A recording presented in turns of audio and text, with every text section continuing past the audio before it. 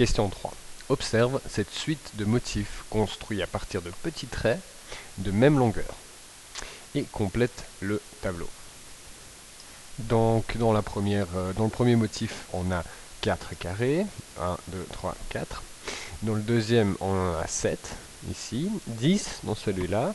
Donc vu comment ça évolue, on a à chaque fois plus 3, plus 3, plus 3. Donc il est logique de déduire que le chiffre ici, le motif numéro 4, il a exactement 13 carrés. D'ailleurs, on va les vite compter. 1, 2, 3, 4 fois 2, 8, plus 1, 9, 9, 10, 11, 12, 13. On est à 13 carrés. Et donc, dans ces motifs, il y a un nombre de traits qui composent ces motifs. Donc, dans le premier cas, il y en a 13. On peut les compter, 1, 2, 3, 4, 5, 6, 7, 8, 9, 10, 11, 12 et 13. Et donc, il y a une logique de constitution. Dans le deuxième, dans le troisième, dans le quatrième, à chaque fois, c'est... Ici, on peut voir que, hop, de 31, on passe à 40, ça c'est plus 9. Ici, on ne sait pas, mais ça va être sans doute la même chose, ainsi de suite. Donc, de nouveau, si vous n'êtes pas sûr, pour le motif numéro 2, il faut que vous calculez le nombre de traits. Et dans ce cas-ci, il y en a 22. Alors, après avoir complété ce tableau, on vous demande de déterminer le nombre de petits traits nécessaires pour constituer le motif de cette suite, mais composé cette fois de 19 carrés.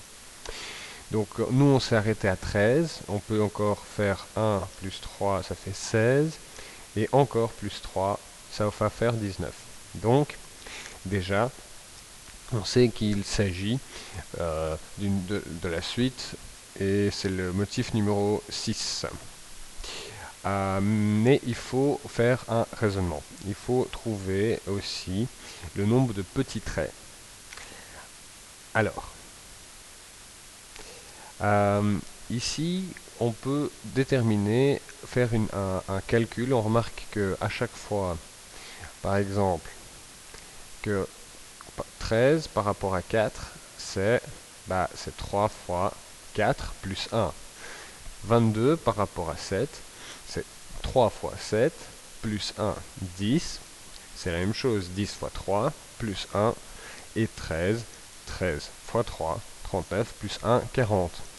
Et donc, cette logique, en fait, c'est d'écrire 3 fois n plus 1. N étant évidemment le nombre de carrés. Donc, pour répondre à la question, dans cette question, n vaut 19. Donc, 3 fois 19 plus 1, ça fait 58. Alors, qu'est-ce qu'il nous reste à faire? Coche la réponse correcte. Donc, le nombre de carrés du 29, exposant E, je pense, 29e motif plutôt, pardon, est alors un multiple de 3, un multiple de 3 plus 1, un multiple de 3 plus 2. Donc, un multiple de 3, clairement pas, parce que vous voyez, j'espère que vous connaissez votre table de multiplication. Les chiffres 4, 7, 10, 3, 16, 19 ne sont pas divisibles par 3, donc c'est pas un multiple de 3. Et si vous voulez, essayons de faire un multiple de 3 plus 2, donc ça c'est la même chose qu'écrire 3n plus 2. Et bien pareil, pour le premier carré tout simplement, on le remplace donc 3 fois 4, ça fait 12, 12 plus 2, ça fait 14, 14, ça ne correspond pas au nombre de carrés. Donc ça c'est faux, il faut cocher la bonne case.